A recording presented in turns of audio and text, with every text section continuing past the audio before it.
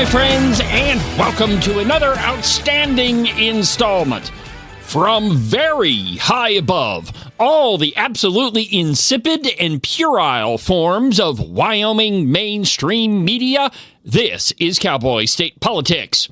I, of course, am your illustrious host, David Iverson, firmly ensconced behind the silver Cowboy State Politics microphone and broadcasting to you from the base of the Bighorns at the Cowboy State Politics studio in Sheridan, Wyoming. Good afternoon, my friends, and welcome to the program. Happy Wednesday. In American politics, there is no shortage of political opportunists. Those people who would do just about anything to maintain power, or for that matter, to gain power at all. In just about every election, there are candidates that will say and do just about anything that would get them a vote. If you went anywhere near your mailbox anytime between June 1st and August 17th, you have at least a couple of trees worth of evidence of that. But really, it isn't until after the election that we find out exactly who these people are. And there are some that after the election is over, they'll completely disregard everything they said during the campaign in favor of what they believe will get them some sort of notoriety. In American history, there's probably no other person that typifies the term political opportunist more than Aaron Burr. You know, the guy that killed Alexander Hamilton in a duel. After the disputed election of 1800, where Thomas Jefferson was elected president after the 36th vote of the House of Representatives, Aaron Burr became vice president. Interestingly, he was still vice president when he shot Alexander Hamilton in 1804.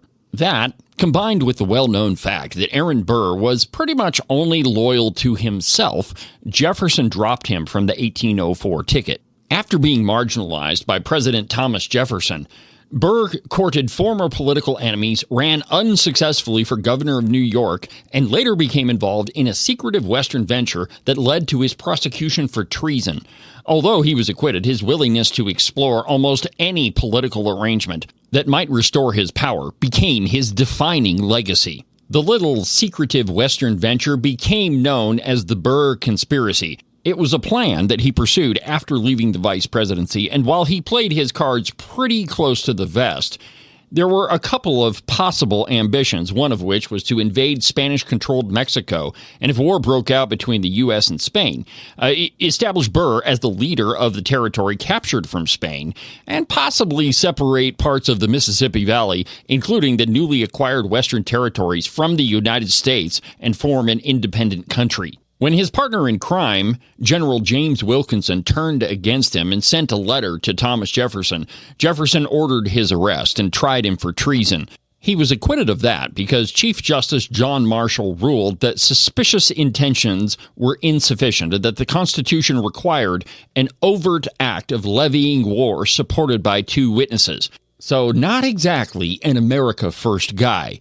Now, while no current politician could probably hold a candle to Aaron Burr, there are some that are definitely political opportunists. That is, people who are only interested in political power and will disregard any principle in order to get it. It is pretty much agreed among the media and anybody who pays any attention to Wyoming politics that the 2026 primary election kind of turned Wyoming blue, or at the very least, a very deep shade of purple. Quoting from yourwyominglink.com in an article entitled Major Freedom Caucus Losses Could Change Wyoming Politics, that, quote, the caucus will still have a presence at the Capitol, but its ability to shape legislation could change. They just won't have the numbers necessarily, which could mean that the traditional Republicans will be caucusing more with the Democrats who do win in order to push things through. It's going to be a lot of close votes. End quote. When the Wyoming media admits that the Redcoats, who they call the traditional Republicans, actually do work with the Democrats, that pretty much tells you that a bunch of people that got elected really aren't Republicans in the first place. Nothing new for this audience, of course, but it is most definitely political opportunism. Because in order to get elected, you have to lie to the people that are going to vote for you. The best example, and I know that I keep harping on her, is Melissa Butcher from Senate District 21. Every piece of campaign mail that with her name on it that hit my mailbox had the word conservative somewhere on it. And yet her campaign website openly says that she's in favor of elective abortions. And it pretty much says she's not going to follow the Republican Party platform. So there's that too. Definitely political opportunism, but still really doesn't hold a candle to Reid Rasner. Still, today, he has paid advertisements for his run for the U.S. House of Representatives on the Wyoming Tribune-Eagle, in which he says, quote, Rasner has centered his campaign on an America First platform that includes securing the southern border, expanding Wyoming energy production, protecting private property rights, reducing federal spending, and limiting federal interference in Wyoming. He also emphasized his private sector experience as a businessman and wealth manager, arguing that Wyoming's next representative should understand the financial pressures facing families and businesses rather than approach these problems exclusively through the lens of government, end quote. As an aside note, his paid political advertisement also claims that he has 19,500 individual donations from Wyoming citizens. If that's even true, half of those people gave him money and still didn't vote for him. Rasner finished fifth with a completely embarrassing 10,807 votes. Though we don't know exactly how much Reid Rasner spent on his campaign, I would bet that it's somewhere around $2 million. If I'm correct, he spent a whopping $185 for every single vote that was cast for him. I can't wait to find out what the actual total amount is. Now, I don't mean to tap dance on somebody's monumental political defeat, and I wouldn't be had he not issued a press release this morning, in which he said, and I quote, to every single patriot, volunteer, and incredible supporter who backed our campaign and stood with us across this state, thank you. You worked tirelessly, you fought hard, and together we achieved something truly historic. Look at the map.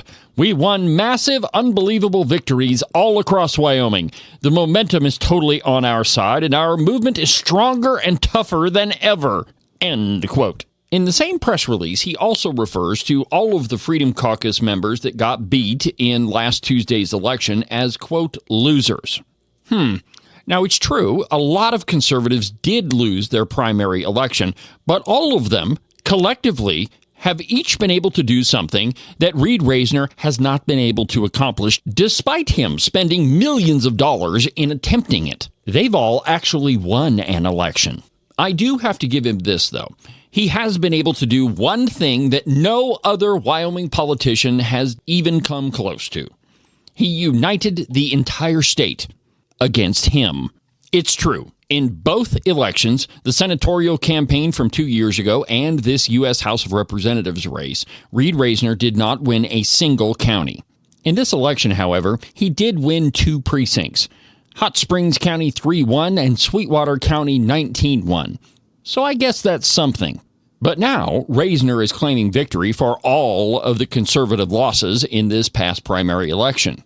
Interesting, considering pretty much every TV advertisement and piece of mail that I received painted him as a conservative.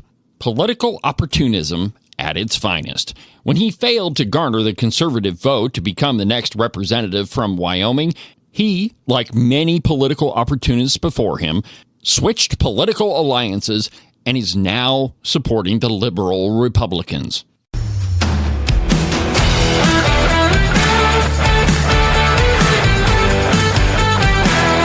It's about 1 billion degrees outside, and you're probably not thinking about your feet, but you probably should. You need a pair of socks from the Buffalo Wool Company. They'll keep your feet cool and dry even on the hottest of Wyoming summer days. Go to their website, thebuffalowoolco.com. Trust me, you won't be disappointed. Today's late installment of the program is also brought to you by Morton Buildings. I don't know if you figured this out or not, but pretty soon that white stuff is going to start flying around, and everything that you have spent a tremendous amount of money on is going to be out in it. Now, you could prevent that simply by calling Marcos and Jesse at Morton Buildings. They could build you a garage or a barn or maybe something bigger like a roping arena or a giant warehouse. Doesn't really matter. Marcos and Jesse can build it. Give them a call, 307-674-2532, or you can check them out at their website, mortonbuildings.com. Today's program is also brought to you by Cowboy State Trailers. Here in Wyoming, we haul a lot of stuff around, and most of it you need a trailer for. And at Cowboy State Trailers, they've got utility trailers, tilt decks, dump beds, gooseneck trailers, and they also sell old hickory sheds. Opening one more time, it's at 320 Sagebrush Lane in Shoshone, or you can give them a call at 307-409-0396. And now, let's get back to the program.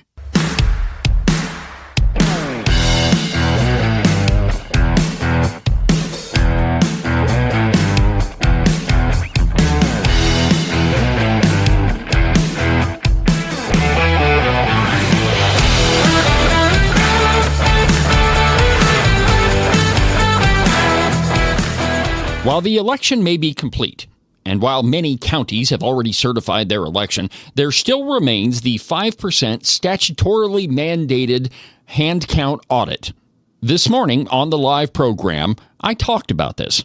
Here's that section of the show. Now, the other thing that is happening is because of Senate File 113, all of the counties have to hand count audit at least 5% of all of the ballots that were cast in that particular county. This is fascinating to me anyway, because you have to take out pick a couple of precincts, and it has to be 5%, and you have to hand count all of those ballots, and and the way the statute reads, and I've got it right here in front of me. Let's just go through the statute so that we're all pretty clear on what it says. It says, for the 2026 primary election and the 2026 general election, the county canvassing board shall select a requisite number of electronic tabulating machines whose cumulative number of ballots cast on election day totals at as close to 5% of the total number of ballots cast in their respective counties.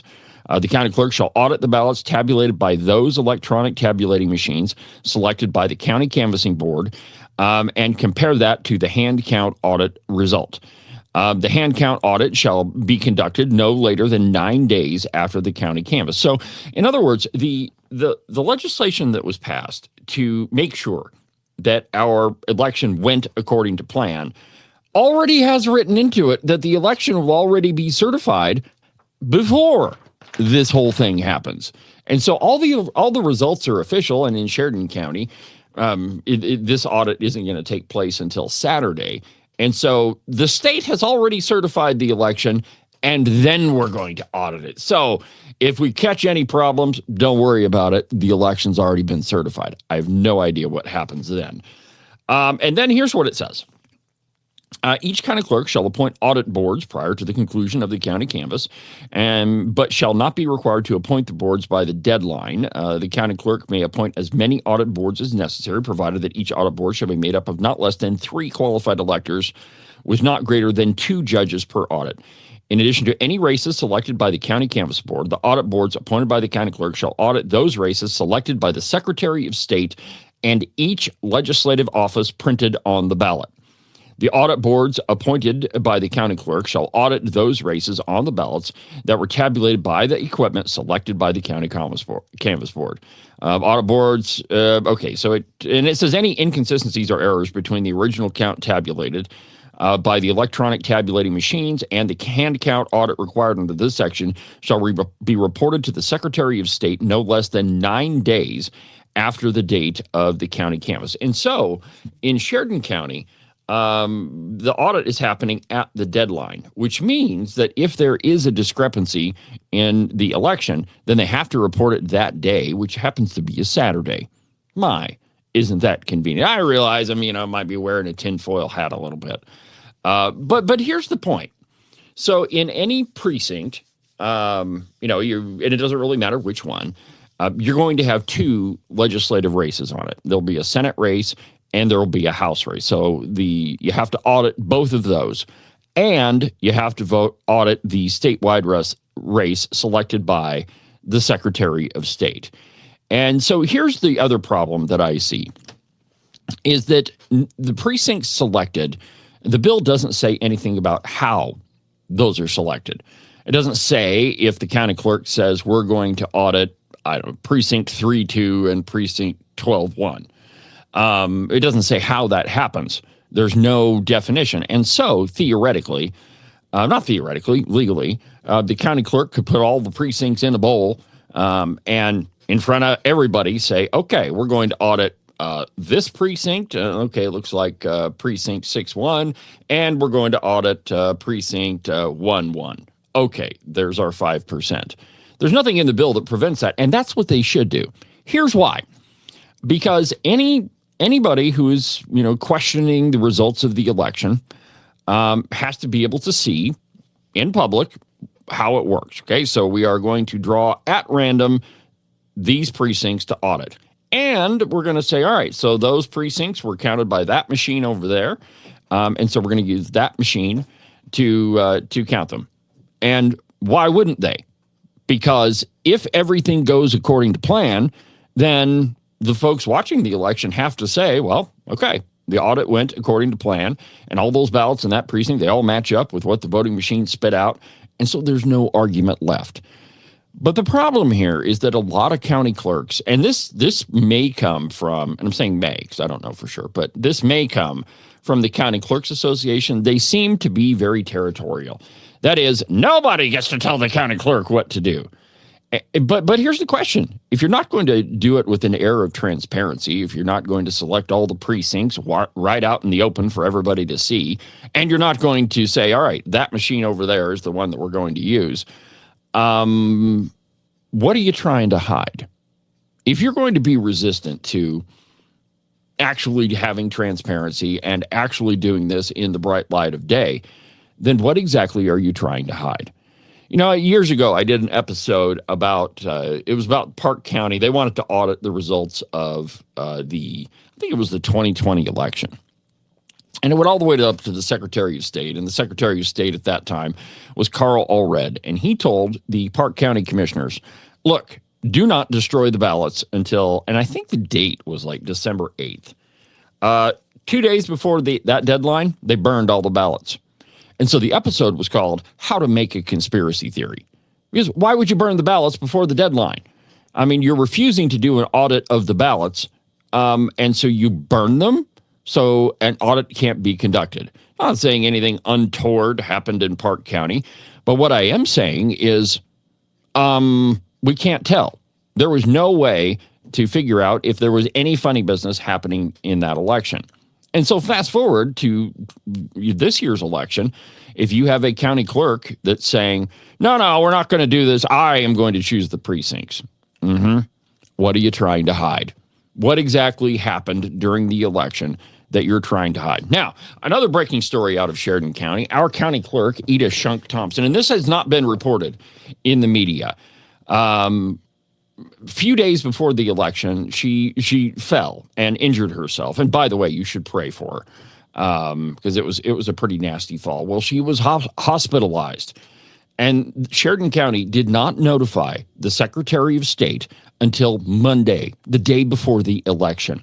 And so the Secretary of State's office didn't know that we didn't have a county clerk, didn't know that officially we didn't have a deputy county clerk, and didn't know that the county clerk who was in the hospital appointed two people who at the time were not even employed by the county clerk's office. So two folks that didn't even work for the county, because they had prior experience, the clerk said, you guys are going to watch the election. What could possibly go wrong with any of that? Add on top of it that there was some serious problems at the canvass board.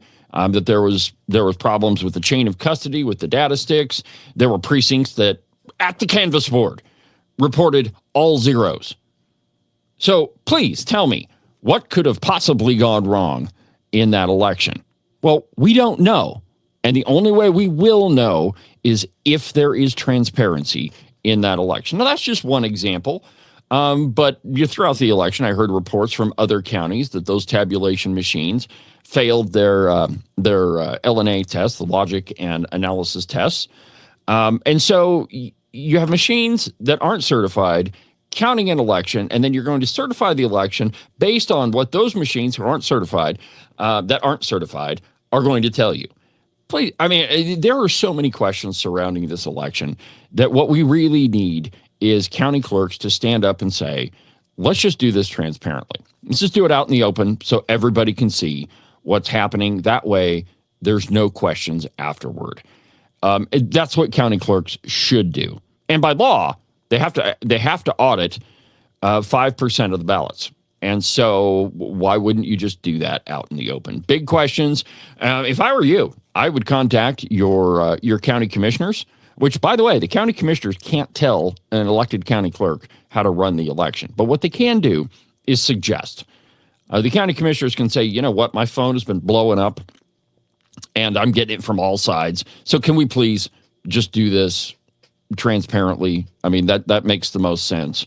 Let's just put everything out there in the open for all to see. You can suggest it. And by the way, you can call your county clerk. And if you live in Sheridan, the suggestion has already been made at the county commissioners meeting that we do this. You know, the question was asked, hey, can we do this transparently? So the question's already been asked. And I see no reason why you shouldn't call the clerk's office and say, hey, you know, can we please do this out in the open? There's no reason why they should why they should refuse, unless, of course, they've got something to hide. So that's going to be happening across the state if it already hasn't. And I think sunlight is the best disinfectant. Well, that'll do it for today's installment of the broadcast. Have a great rest of your day, and we'll talk again on Saturday during Weekend Update. But for now, from the base of the Bighorns at the Cowboy State Politics Studio, I'm David Iverson, and this is the one and only Cowboy State Politics.